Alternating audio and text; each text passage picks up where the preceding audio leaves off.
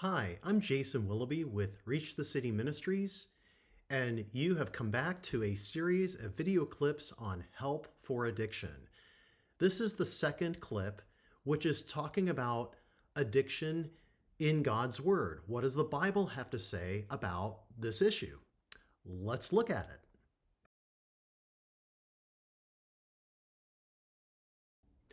Surprise, the word addiction is found nowhere in the Bible.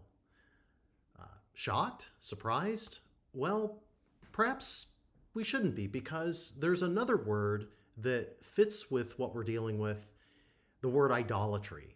Idolatry is found all over the Bible from start to finish.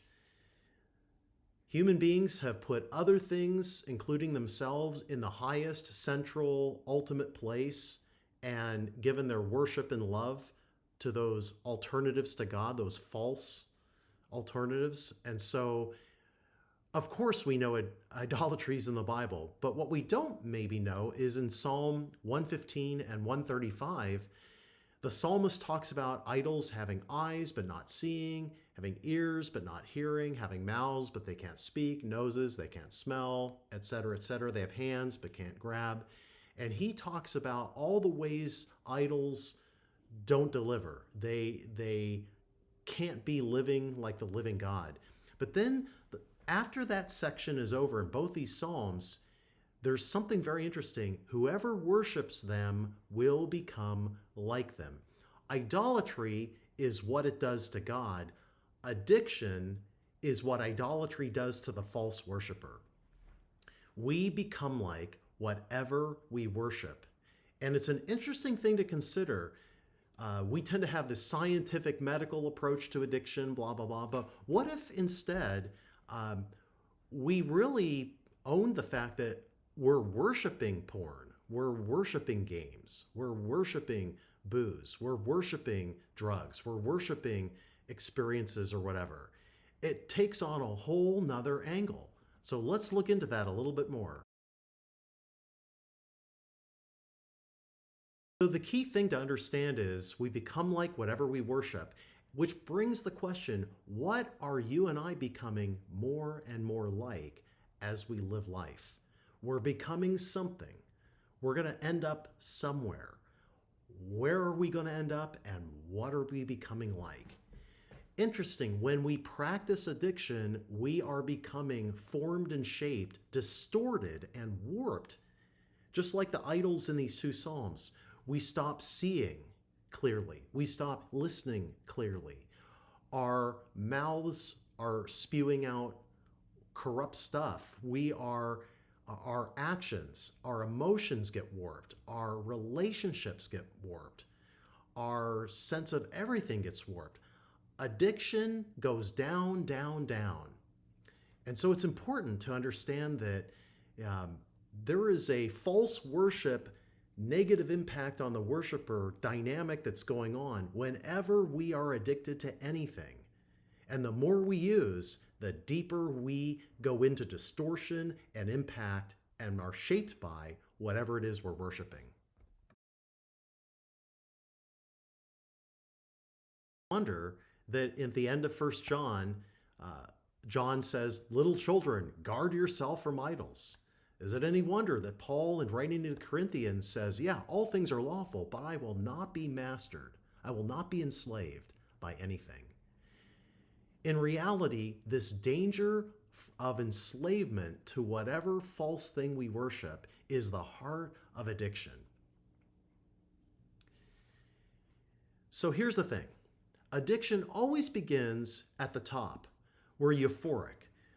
We're intoxicated by our idol. We think it's awesome. It gives us all kinds of stuff for no or little cost. And people at the top of that cycle, you can't reason with them. They're drunk on their idol. They're high on their addiction. They think it's awesome. It's naughty and it's fun. Hey, and what happens is little by little, the price tags start going up and the pleasure starts going down until at the very end, you're giving the idol everything. You've completely become that idol. There's nothing left of you but that idolatry, and you lose everything. Think of the lonely drunk who's lost his marriage, his kids, his money, his house, and is on the street. An extreme picture of the high price tag that all addiction eventually will cost us. Controlling people end up bitter old people at the end of their life.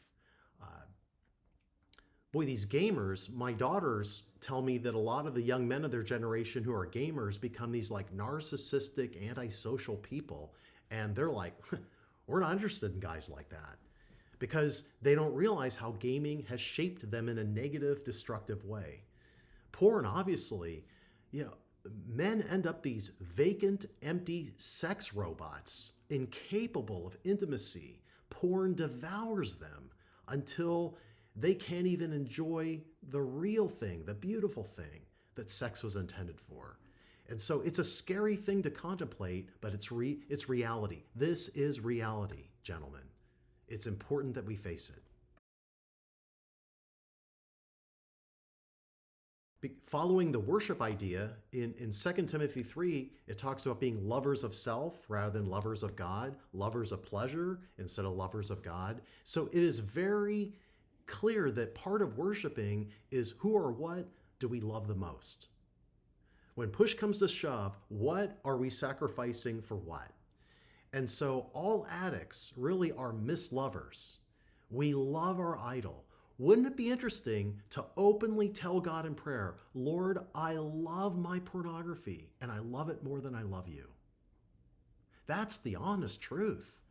And there's something audacious and freeing about coming right out and saying it into the very presence of God, right to his face.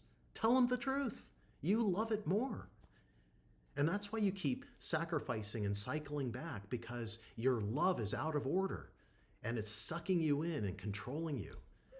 And you're not loving the Lord when you're loving your idol, when you're loving your addiction. So that's one thing to consider that perhaps is nothing you ever heard before. And all addicts, of course, are mis-worshipers. There's something we long for, and so we're grabbing for the thing right in front of us, the experience, the pleasure thing, the activity, whatever it is. We're grabbing for that over and over and over. So here's the hope actually in that diagnosis of I'm a mis-worshiper when I'm an addict. Well, think of this. You have something in you that is insatiable, starved for beauty and pleasure. And all the women in all the world and all their beauty and all the pleasure they could give you sexually will never be enough to satisfy your hunger and starvation for beauty and pleasure. But there is someone who will offer you being in the presence of infinite beauty and being hit with wave after wave of ecstasy beyond anything this pathetic life can ever give us.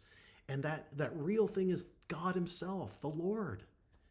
That's what we're starved for when we're chasing after lesser beauties and lesser pleasures and going for cheap artificial substitutes instead of the real thing.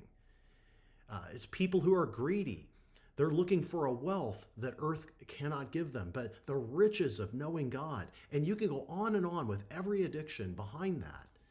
There's a quest for the real thing. Think of it this way. A lot of addictions are like almost a friend, a false friend, a substitute society for the reality of fellowship and intimacy and friendship with the Most High God. When we're lonely, we're resorting to this activity, substance, or intense experience instead of to Him. And when we're questing after something to give us structure in the chaos and pain of our lives, addiction provides a false structure. But then it's a house of cards. It collapses. But the one who gives us ultimate structure, ultimate order, ultimate security is the Most High God. You see how that works? If you can say, I am a mis-worshiper, my real problem is I'm choosing that instead of the real ultimate thing. You'll have a greater insight into where the battle really is.